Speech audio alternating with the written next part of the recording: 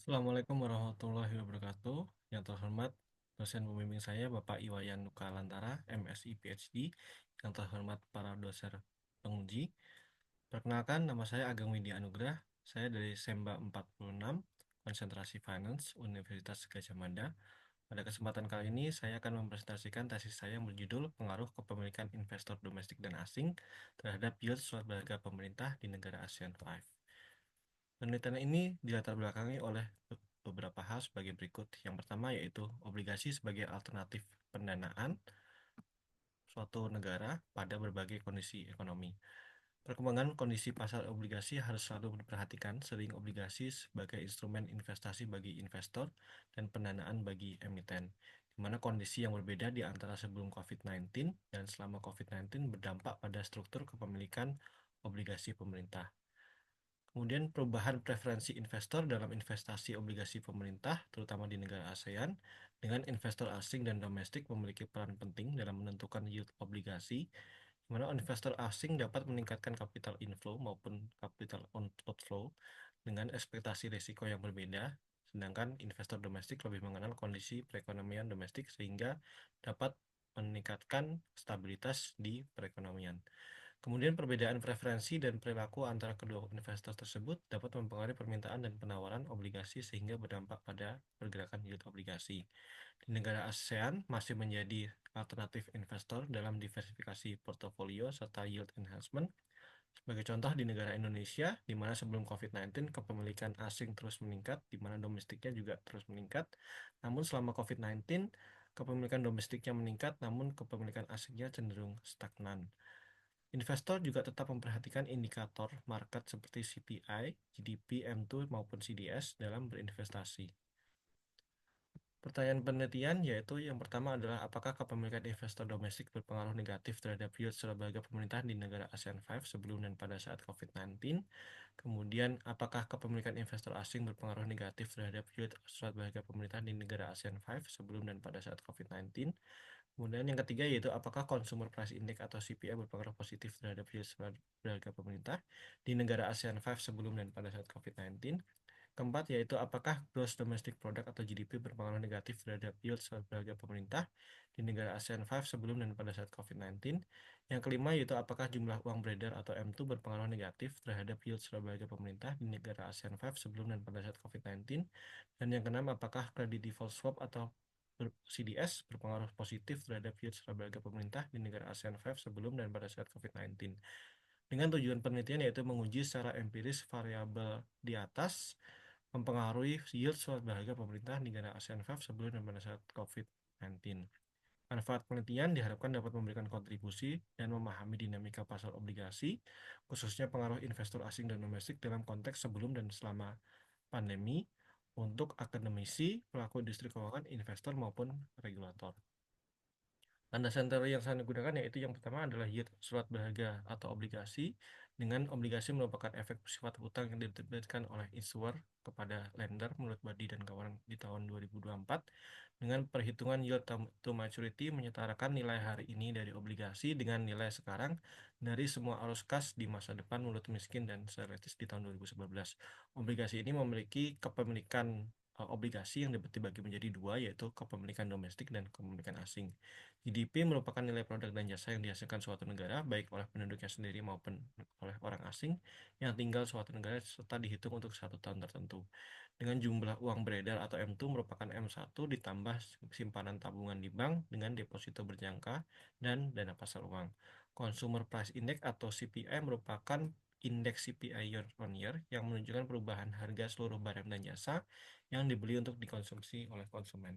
Kredit default swap merupakan suatu instrumen asuransi yang dirancang untuk menutupi kerugian pada saat terjadi risiko kredit yang menyebabkan penurunan nilai obligasi sehingga secara efektif dapat melakukan lindung nilai terhadap sebagian risiko.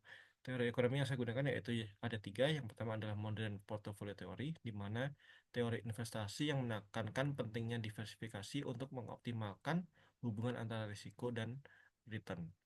Kemudian Fisher teori merupakan tingkat bunga real yang merupakan selisih antara tingkat inflasi dengan tingkat bunga nominal. Kemudian quantity theory of money merupakan teori dalam ekonomi moneter yang menjelaskan hubungan antara jumlah uang yang beredar dalam suatu perekonomian dengan tingkat harga umum barang dan jasa.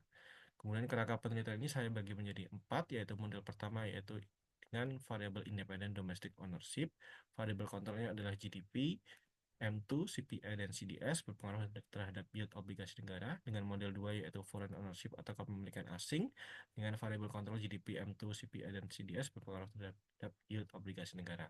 Kemudian pada saat COVID-19, model 3 dan model 4 yaitu model 3-nya domestic ownership sebagai variabel independen dengan variabel kontrol GDP, M2, CPI, dan CDS, serta foreign ownership atau kepemilikan asing di model keempat dengan variabel kontrol GDP, M2, CPI, dan CDS berpengaruh terhadap yield obligasi negara. Hipotesis penelitian sesuai dengan kerangka penelitian di atas bahwa yang pertama H1A merupakan kepemilikan investor domestik berpengaruh negatif terhadap yield obligasi pemerintah di ASEAN 5 sebelum COVID-19. Kemudian H2A kepemilikan investor asing berpengaruh negatif terhadap yield suatu harga pemerintah sebelum COVID-19.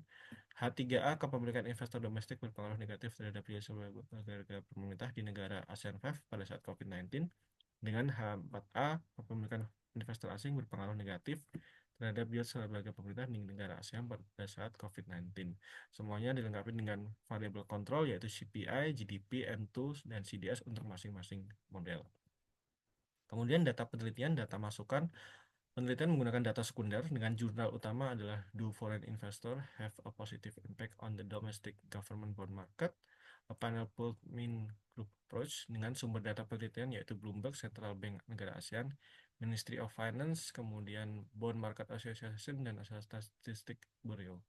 Variabel yang digunakan adalah variabel dependen, unit surat berharga pemerintah, tenor 10 tahun, kepemilikan investor domestik, dan kepemilikan investor asing sebagai variabel independen. Kemudian variabel kontrolnya yaitu CPI, jumlah uang beredar atau M2, GDP, dan credit default swap. Kemudian rentang data sebelum COVID-19 adalah 2015 sampai 2019 dengan selama COVID-19, 2020 dengan 2023 dengan periode data bulanan. Jumlah sampel sebelum COVID-19 300 sampel dan selama COVID-19 adalah 240 sampel. Metode penelitian yang digunakan adalah regresi data panel, yaitu analisis dengan menggabungkan data dari berbagai individu atau cross section dengan time series. Kemudian model regresi panel yang digunakan yaitu common effect model, fixed effect model, dan dengan random effect model dengan metode pendekatan estimasi yaitu uji Chow, uji Hausman, dan uji Lagrange multiplier, asumsi klasik, uji normalitas, uji multikolonialitas, uji heteroskedastisitas, dan uji autokorelasi. Dengan uji hipotesis yaitu uji T statistik dan uji F statistik. Persamaan regresi sebagai berikut dengan 4 model. Kemudian uji Chow, uji Hausman, dan uji Lagrange multiplier digunakan untuk uji pemilihan estimasi model. Dengan uji Chow dilakukan untuk memilih estimator terbaik antara common effect model dan fixed effect model. Dengan hasil penelitian yaitu pemilihan fixed effect model sebagai pemilihan estimasi model terbaik untuk uji Chow dengan p-value kurang dari 0,05 yaitu di 0,00 untuk semua model. Kemudian dilanjutkan dengan uji Hausman. Uji Hausman dilakukan untuk pemilihan estimator terbaik antara fixed effect model dengan random effect model dengan penelitian memilih fixed effect model dengan p-value kurang dari 0,05 dengan nilai probability 0,00. Kemudian uji Lagrange multiplier atau LM dilakukan untuk memilih estimator terbaik antara random effect model dengan common effect model dengan p-value yang dihasilkan kurang dari 0,05 sehingga dipilih random effect model. Penggunaan pemilihan estimasi model ini menggunakan model regresi fixed effect model sehingga pengujian asumsi klasik selanjutnya menggunakan model tersebut. Secara uji asumsi klasik, uji normalitas menggunakan uji Jar-Perbera dengan uji normalitas menghasilkan p-value yang lebih besar dibanding 0,05 untuk semua model sehingga data residual berdistribusi normal. Dengan uji multikoliniaritas, variabel independen mempunyai nilai center VIF kurang dari 10,00 sehingga data tidak terdapat multikoliniaritas. Kemudian uji heteroskedastisitas, nilai probabilitas untuk semua variabel independen lebih besar dari 0,05 sehingga tidak terdapat heteroskedastisitas. Dan uji autokorelasi menunjukkan tidak terdapat autokorelasi positif maupun negatif karena nilai Durbin Watson berada di antara DU dan 4DU. Kemudian uji hipotesis dibagi menjadi 4 model yaitu model 1, pengaruh kepemilikan domestic ownership atau kepemilikan investor domestik secara signifikan berpengaruh negatif terhadap yield sebagai pemerintah dengan probability value 0,00 kurang dari 0,05 sehingga hipotesis H1A terdukung secara signifikan. Begitu pula dengan semua variabel kontrol yaitu GDP, M2, CPI, dan CDS terdukung secara signifikan.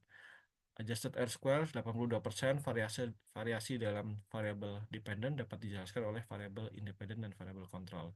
Kemudian model kedua yaitu uji T kepemilikan investor asing secara signifikan berpengaruh negatif terhadap yield surat berharga pemerintah dengan probability value 0,00 kurang dari 0,05 sehingga hipotesis H2A terdukung secara signifikan. Begitu pula dengan variabel kontrol yang lain, GDP, M2, CPI, dan CDS terdukung secara signifikan. Dengan adjusted R square adalah 70% variasi dalam variabel dependen dapat dijelaskan oleh variabel independen dan variabel kontrol. Kemudian model ketiga, yaitu pada saat COVID-19, pengaruh kepemilikan investor domestik terhadap yield sebagai pemerintah dengan secara signifikan berpengaruh negatif terhadap yield sebagai pemerintah dengan probability value 0,0045 kurang dari 0,05 sehingga hipotesis H3 terdukung secara signifikan. Begitu pula dengan variabel kontrol yang lain GDP, M2, CPI, dan CDS. Kemudian yang terakhir yaitu model keempat, uji T kepemilikan investor asing secara signifikan berpengaruh negatif terhadap yield sebagai pemerintah dengan probability value 0,00 kurang dari 0,05 sehingga hipotesis H4A terdukung secara signifikan. Variabel kontrol lain yaitu GDP, M2, CPI, dan CDS terdukung secara signifikan. Simpulan yaitu yang pertama, kepemilikan investor domestik secara signifikan berpengaruh negatif terhadap yield surat berharga pemerintah di negara ASEAN 5 dengan periode pada saat COVID-19 kenaikan 1% pada domestic ownership akan mempengaruhi penurunan yield obligasi pada saat COVID-19 sebesar 0,54% dibandingkan pada saat sebelum COVID-19 sebesar 0,06%.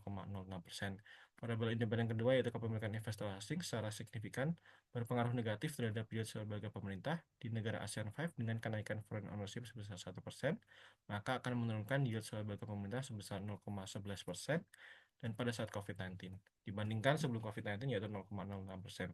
Variabel kontrol yang lain yaitu berpengaruh signifikan terhadap surat harga pemerintah di negara ASEAN 5 untuk semua model yaitu GDP, M2, CPI, dan CDS. Kemudian keterbatasan dari penelitian ini yang pertama itu data yang digunakan hanya terbatas di 5 negara ASEAN saja. Kemudian periode sebelum COVID-19 hanya dari tahun 2015 sampai 2019 dengan tenor surat berharga pemerintah yang digunakan yaitu tenor 10 tahun. Saran penelitian selanjutnya dapat mempertimbangkan semua negara di negara ASEAN dan penelitian selanjutnya dapat menggunakan indikator yang digunakan oleh foreign investor dalam melakukan investasi sebagai contoh fixed index ataupun kurs NDF dari masing-masing negara sebagai variabel kontrol. Baik, terima kasih presentasi dari saya. Sekian. Wassalamualaikum warahmatullahi wabarakatuh.